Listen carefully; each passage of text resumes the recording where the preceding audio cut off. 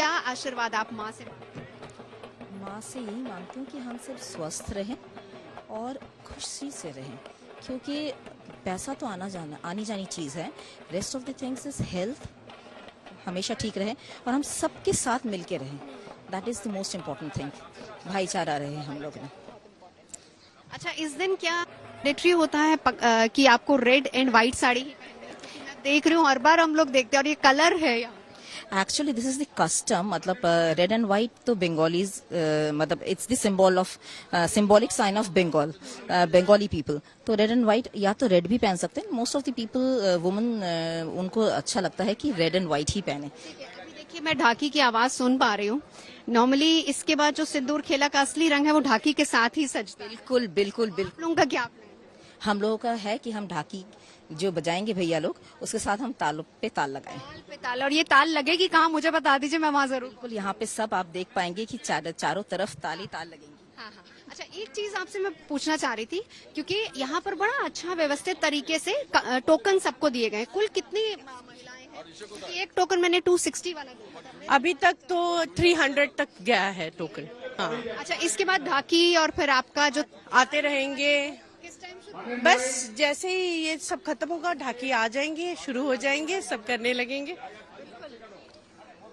देखिए, यहाँ पर सिंदूर खेला की परंपरा तो हम आपको दिखा ही रहे हैं, लेकिन इसके साथ ही साथ यहाँ पर अच्छा, एक बार मेरे को ये जो दर्पण देखने का रिचुअल है, थोड़ा सा अगर आप बताएं। वो जो पानी में है, उससे हम माँ का पाँव देखते हैं। उससे हम माँ का पाँव देखते हैं। अच्छा, और हम माँ की तरफ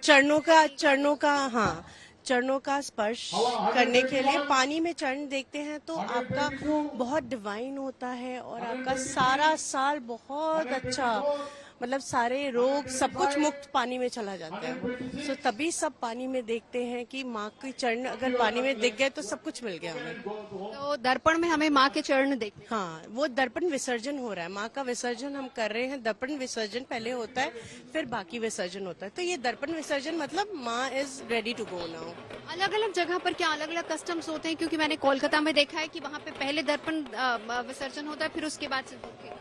हाँ, तो यहाँ पे भी वही होता है, पहले दर्पण विसर्जन हुआ और फिर सिंदूर खेलना हुआ। ये पहले दर्पण विसर्जन और फिर उसके बाद जा रही है। दर्पण विसर्जन करके हमारा वो रेडी कर दिया कि अब आप माँ का कहने के लिए विसर्जन हो चुका है और आप अब सिंदूर खेल सकते हैं, माँ के पास जा सकते हैं, माँ से मिल सकते हैं।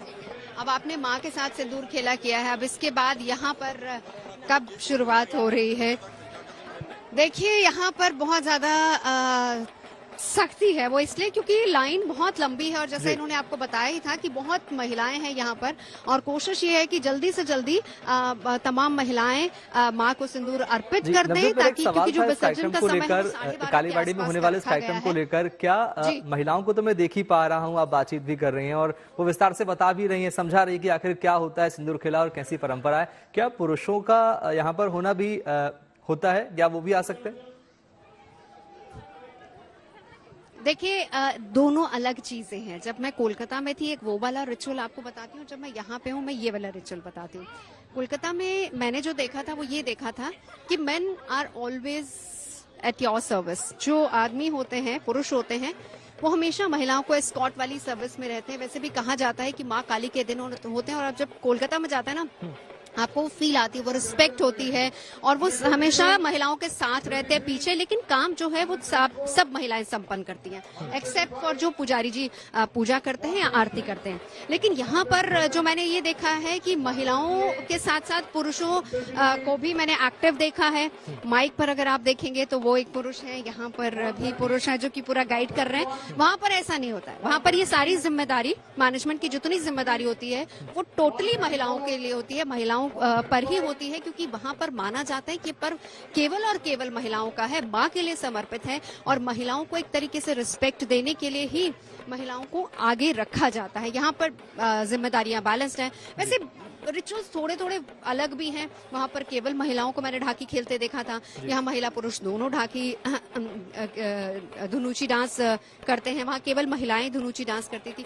तो अलग अलग जगह पर है। वैसे कोशिश यही है कि जितनी जल्दी हो सके, क्योंकि लाइन बहुत लंबी है, महिलाएं फटाफट से यहाँ पर पूजा करें, माँ को सिंदूर अर्पित करें और फिर उसके बाद दर्पण विसर्जन करने के बाद उसके बाद यहाँ पर फिर ढाकी के साथ एक दूसरे को फिर सिंदूर लगाने की परंपरा की शुरुआत होगी। जी, एक धुनुची नृत्य का जिक्र अभी आप कर रही हैं, इसमें कितना इंतजार, इसे देखने के लिए कितनी प्रतीक्षा करनी होगी और उसके लिए क्या प्रोसेस है?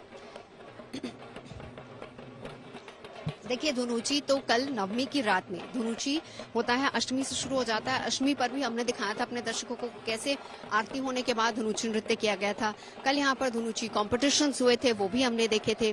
लेकिन आज यहाँ पर धुनुची के बारे में तो नहीं, लेकिन मैं हाँ ये सवाल पूछ लेती हूँ। लेकिन हाँ, यहाँ पर ढाकी डांस जरूर होने वाला है, क्योंकि ये रहता है जब माँ जा रही है तो एक सेलिब्रेशन का टाइम भी रहता है।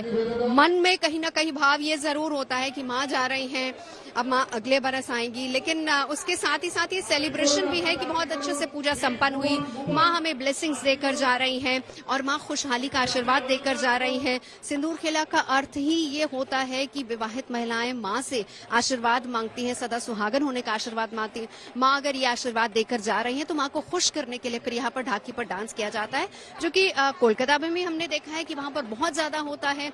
और यहाँ के लिए थोड़ा सा इंतजार करना है, क्योंकि कोशिश ये है कि पहले जितनी ज्यादा महिलाएं हैं वो यहाँ पर माँ की पूजा कर ले, सिंदूर अर्पित कर दे और उसके बाद फिर उसकी शुरुआत होगी।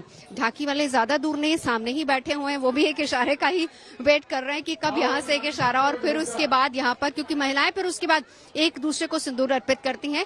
ये पूरा स्केड्यूल रहता है। बाय द टाइम महिलाएं सिंदूर अर्पित करेंगी, यहाँ पर तैयारी विसर्जन की हो जाएगी। पंडित जी जाकर रोली खोलते हैं, रोली खोलने के बाद सभी जो मूर्तियां हैं उनको अलग किया जाता है और फिर उसके बाद विसर्जन की तैयारी की जाती है। बीच में एक ऐसा वक्त भी आया था जब, क्योंकि माँ की प्रतिमा बहुत बड़ी होती है, तो ऐसा समय भी आया था जब लिफ्टिंग के लिए इक्विपमेंट्स या फिर क्रेन को बुलाया गया था। लेकिन उसके बाद पिछले साल से ये डिसाइड किया गया कि नहीं, माँ है तो हम अपने हाथों से ही माँ लिफ्ट करेंगे और फिर उसके बाद माँ का विसर्जन किया जाएगा।